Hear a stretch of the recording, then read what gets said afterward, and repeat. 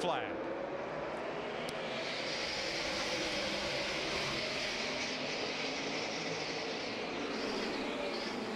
And Johnson has the measure of Montoya. Things stack up a little bit behind them.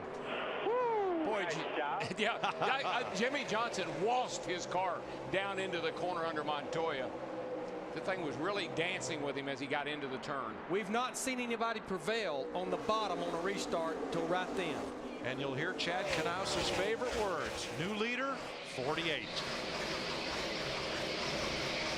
The other words he likes, that's why you're the 4-time champion. Yeah. Boy, Tony Stewart with a little trouble down in the corner, and he loses 2 spots. One to Kyle Busch and one to Sam Hornish. Well, I think we're getting ready to go through that transition, Larry. We're getting real close to the sun getting, it's already turned 4. It's starting to shade up a little bit. And you can watch it out of Carl's car, how quickly that sun goes away. This track's getting ready to go through a big change, big swing. Yeah, the front stretch is shaded, turn 1 and 2. Just a little bit of sun down in turn 3 and down the back stretch right now. Yeah, the track will go through 2 transitions. When we get to this point right here, and then we go into the nighttime. Matt? And Mike, exactly what DW and Larry Mack were talking about. That was the same conversation that the driver of the 24 and his crew chief had under the last caution. Said their previous run, a very weird cycle. One guy would hit on him for 10 to 15 laps and he would fade and somebody else would. They said this next transition will be probably one of the biggest. So we're just going to have to hang on because we've got the shade down in 1 and 2, but it's still a lot of sun on the racetrack in 3 and 4. Daryl, that's what you were talking about. Just hang on. It's going to come to you. Crew chief's got to be that salesman you were talking about. Yes, sir. Make me believe it. First 14 cars single file. The first battle, Keselowski and Burton for 15th place with David Rudiman. All knotted up there. You're riding with Rudiman.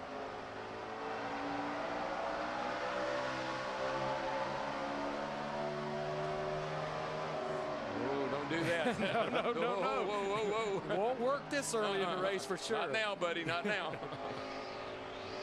That's Burton on the inside in the cat car and Keselowski to the outside, and neither driver can gain anything. And I believe Rudiman may be a little faster than those guys right now, but they got him boxed in. Now, this is the battle right here for 5th. Kenseth in the 17 and Gordon in the 24 car. Ryan Newman, Marcus Ambrose for 12th place, side by side. Ambrose on the outside. And you know, I think they are making adjustments to that 47 car of Ambrose to make him better each time, because remember, qualified 4th, fell outside the top 20. Now he's back inside, well inside the top dozen. Ooh, Newman shoved up the racetrack and almost got into the Toyota. Yeah, once you get somebody under you, I mean, if they move at all, you got to go up the hill, and if there's anybody there, then you make a lot of contact. Burton and Keselowski still side by side with Rudiman. That's on the left of your screen. When you run that high line coming off of turn 2 over there, get up a little bit higher, it gives you such a shot down that back straightaway. Even with the dog leg, the kink back there really gives you a lot of speed getting into turn 3. A long way to go. You got 4 back to the 5. Plenty of room here. David 4 Rudiman's back to the 5, meaning 4 car lengths back to the 5. Well, he doesn't have that cushion anymore. No, but you know what? Talking about the 5, he was out to lunch when it was hot and slick. That car, I've been watching it.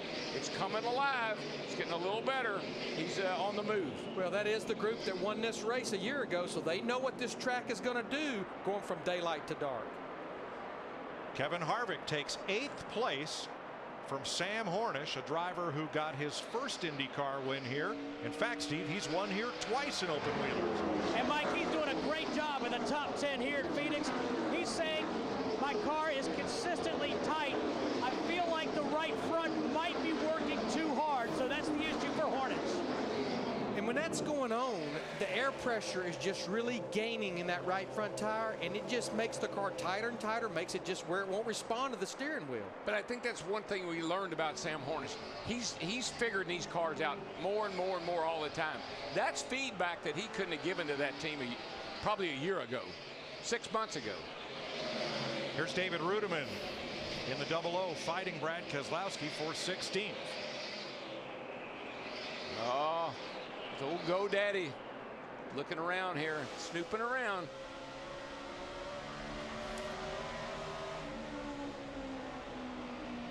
Now just in front of this group is Marcus Ambrose in the 47, Krista.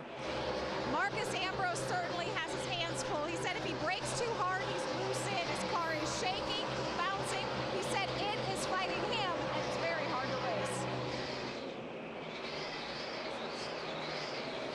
And I don't care, you know, you can say roll out of the throttle, all that. You still have to run down in the corners pretty hard here and use a lot of brake.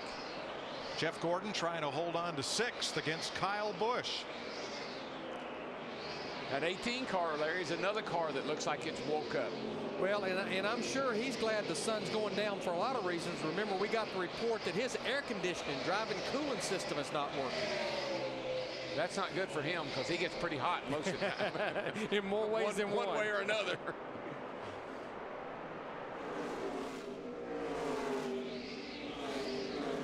So Kyle Busch in 6th, Jeff Gordon 7th.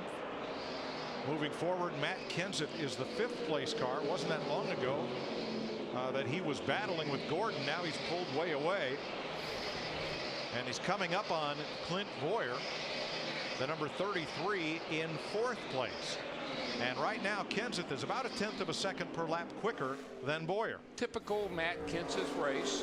You know, steady as she goes. Don't have to do a lot of selling to him. It'll come to you, and he knows it.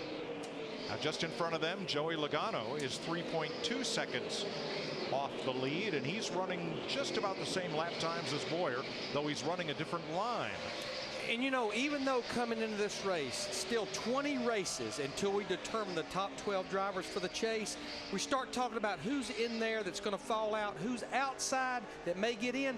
This may be a car that gets in that top 12. Remember, he comes in here 13th in the points after finishing 2nd at Martinsville.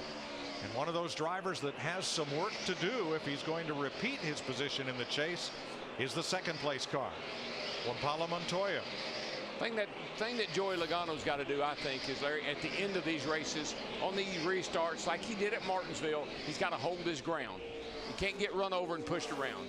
Yeah, Joey even commented after Martinsville, even though he won Loudon last year, that Martinsville was the best race he's put together as far as the way he ran and the way he finished.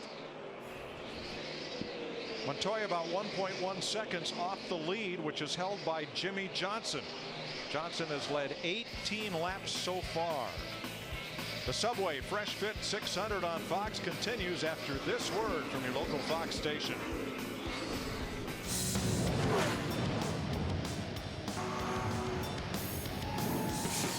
You're watching NASCAR on Fox. The MWR cars, all the Michaels cars, are in the top 20 right now. That's a big, that's a pretty good run for them so far. The racetrack transitioning to shade. Now only turn 3 is still in bright sunlight, and that may provide some relief to Kyle Busch. Dick, how's that driver air conditioning unit working? Well, the driver air conditioning unit is back on again, Mike, and Kyle Busch is having a pretty good run for himself this afternoon. He has been in the top 10 for much of the time. Front end's not exactly the way he wants it right now, but he's in 4th position despite the fact that he says the nose is sliding around a little bit. Let's be clear here. It's not an air conditioner, well, no. and not like you have in your automobile. It's it takes the air from outside, puts it into a box, and it is cool air or fresh air more than it is cold air. And really, the only place it blows it in is in the helmet. Yeah, that hose, anywhere else. the hose that's in the back of your helmet. Kyle won here in his rookie season, 2005. He needs a good run because this is another team. They've only had one top 10 finish in 2010 so far. Fastest car on the track. I never like to hear that. Why not?